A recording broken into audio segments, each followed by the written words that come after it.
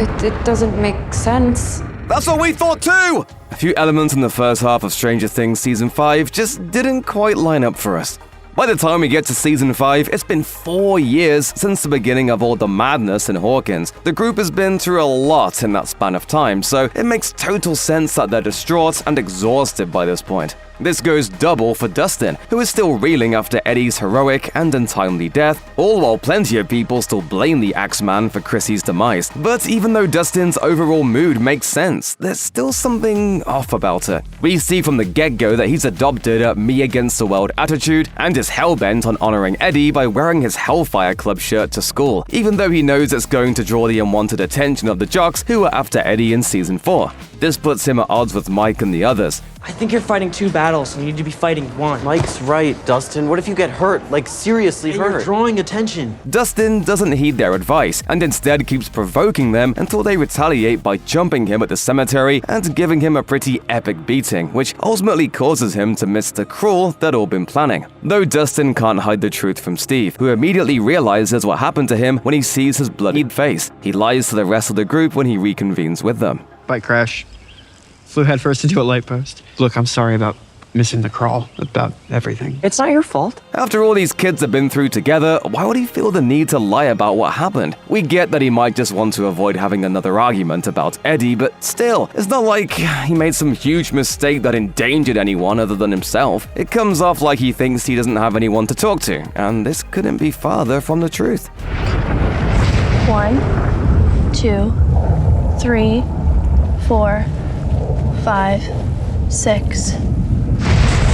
It's confusing to establish something and then just immediately abandon it, right? Okay, before we get ahead of ourselves, let's step back just a little. From the first time we see him in 11 this season, Hopper has been adamant, even to the point of lying, that he won't let Elle put herself in any kind of risky situation. But she eventually makes her way into the Upside Down anyway. She meets up with Hopper and they find their way to the makeshift military base there. Elle wants to infiltrate the base, thinking that Vecna is being held captive inside. Hopper won't let her until she convinces him that she's figured out the intervals between the constant thunder crashes, 7 seconds. She'll use the thunder to hide the sounds of her jumping onto the base's roof.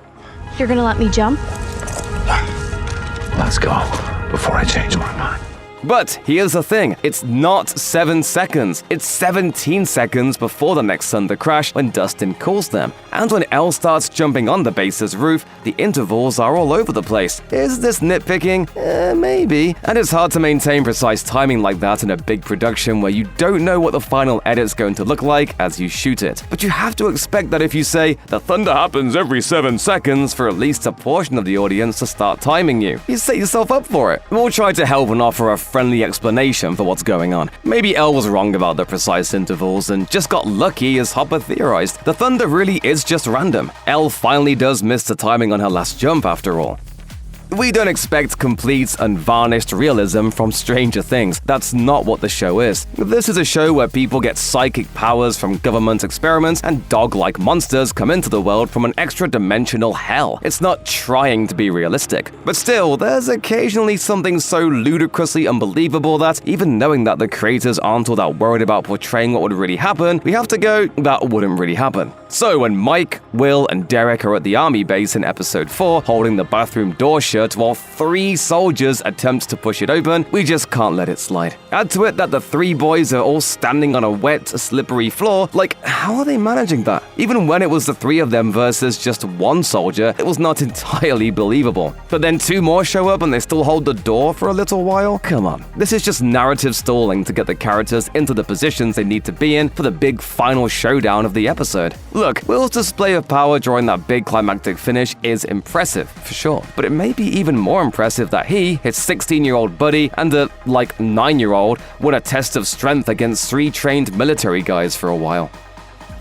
If there's something would say Season 5 lacks so far, it's a sense of urgency. Much of that stems from Vecna disappearing for 20 months, leaving Hawkins to go under military quarantine while our heroes fruitlessly search for him whenever they get the chance. Sure, there are things our heroes want to do right now, like Nancy and Mike trying to talk to their mom in the hospital or saving the kids who have been taken to the military base. But given how much the cliffhanger at the end of season 4 made it seem like Hawkins was in an immediate crisis, events have sort of settled down into a low simmer. Ted Wheeler is out here practicing his golf swing before the Demogorgon attacks, for crying out loud. Dadgummit! And after the Demogorgon attack, Elle does not feel any need to rush, it seems, despite her recent obsession with timed obstacle courses. She and Nancy come to the Wheeler house to find poor Karen bleeding out on the floor. As they help her, they notice the portal through which the Demogorgon escaped is still closing. Nancy gives the marching orders.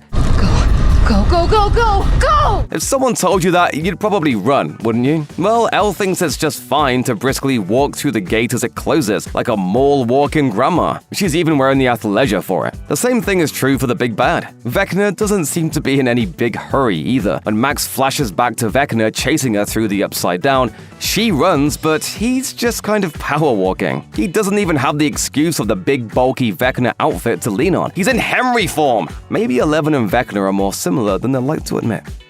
From the very start, it's clear that Mike's sister Holly, now played by Nell Fisher, has a much bigger role in Season 5. We're quickly introduced to her not-so-imaginary friend, Mr. Whatsit. His name is a reference to the book A Wrinkle in Time, which Holly is reading. Before long, it's made clear that Mr. Whatsit is Vecna, attempting to convince Holly he's a perfectly nice guy with a cool house. He even attempts to buy her loyalty with a Tiffany tape and a tape player. Anyway, before any of that happens, Holly and Mike talk about Mr. Whatsit, particularly that he's been telling her that there are monsters in Hawkins. Mike, who knows full well that's true, just denies it and goes on thinking Mr. Whatsit is imaginary. Monsters aren't real, Holly. Can this lame-o Mr. Whatsit do any of this?